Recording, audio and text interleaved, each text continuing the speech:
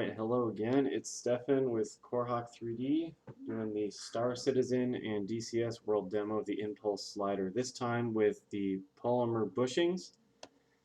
Quick little demo still of the friction, so there's that. You can still get it to break loose, but I have the friction set at a higher setting underneath here with the adjustable friction that comes with the OEM part, and then I retained that functionality on the Impulse slider. So I just loosened it. Quick little demo, same thing.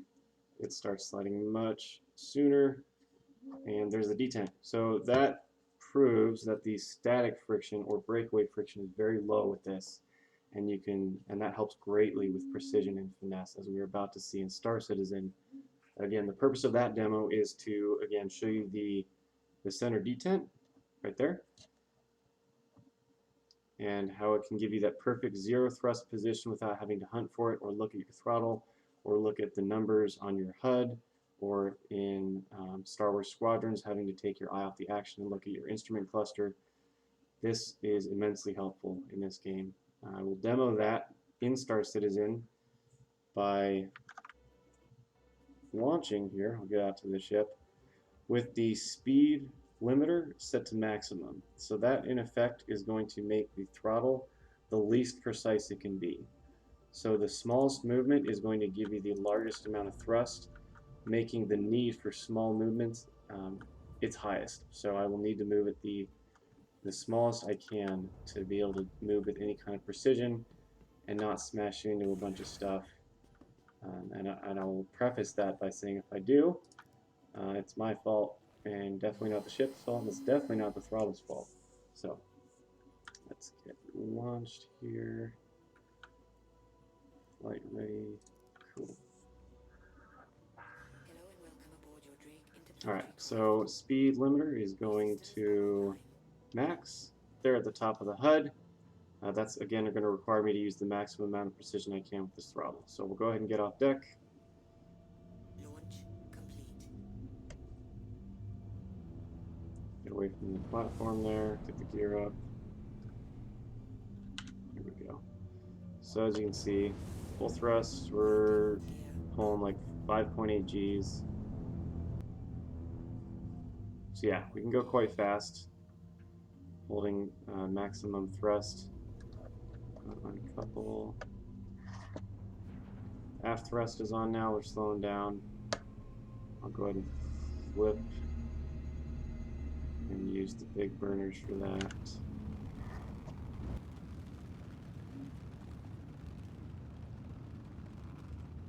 There we go, going forward again.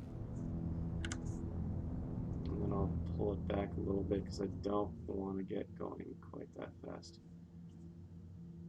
Only a couple. And we'll start the decel.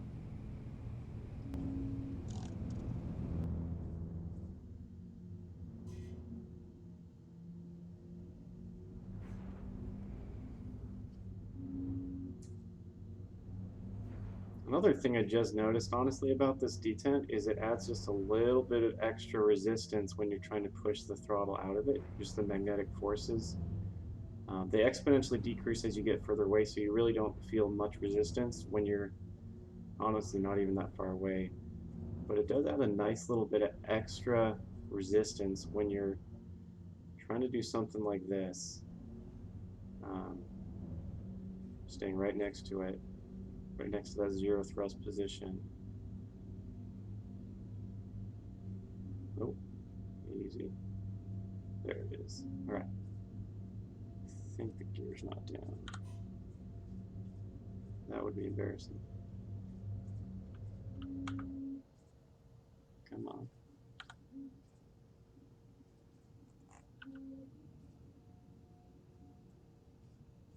Alright. Set her down nice and gentle. Landing complete. Sweet. Landing complete. Have a pleasant stay. Hovering requires a lot more inputs more often than we saw in the Star Citizen demo. So we're always making little corrections, sometimes bigger ones, and putting them in, taking them out just as quickly as we put them in. So it does require that same amount of precision, but it requires many more inputs and sometimes larger, with the requirement that you end that input and probably put in a smaller one with just as much precision as we were doing in Star Citizen when we were creeping along at a few meters per second with the speed limiter maxed. So yeah, without further ado, we'll go and do a little auto rotation demo with this guy. All right, coming back. RPM's drooped quite a bit there. Try to set it down on the pavement. Good. Turns her back up.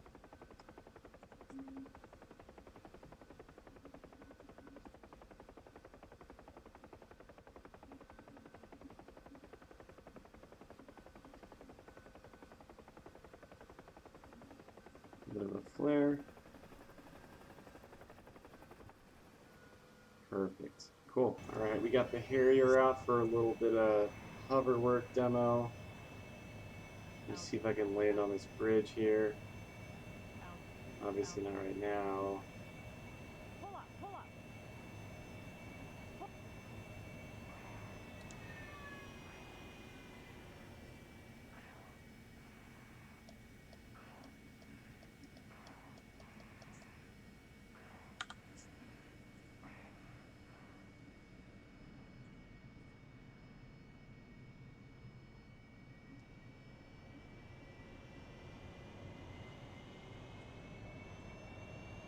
Alright, so this one is interesting. The Harrier kind of requires a lot larger inputs.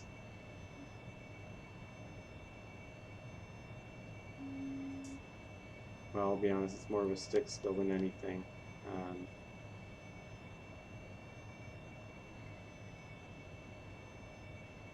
A good way to kind of gauge the finesse on this one is to look at the flight path vector on the HUD and see how smoothly that's moving and how little I'm moving my hand.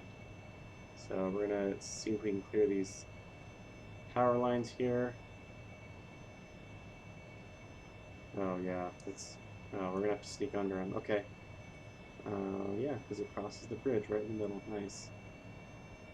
Oh, there we go. Yeah, see there? Like I was kind of talking about before, sometimes you got to be able to put a big input in and then take it out with the smaller one in the opposite direction. There we go. Okay. No truck. I really don't want to hit you.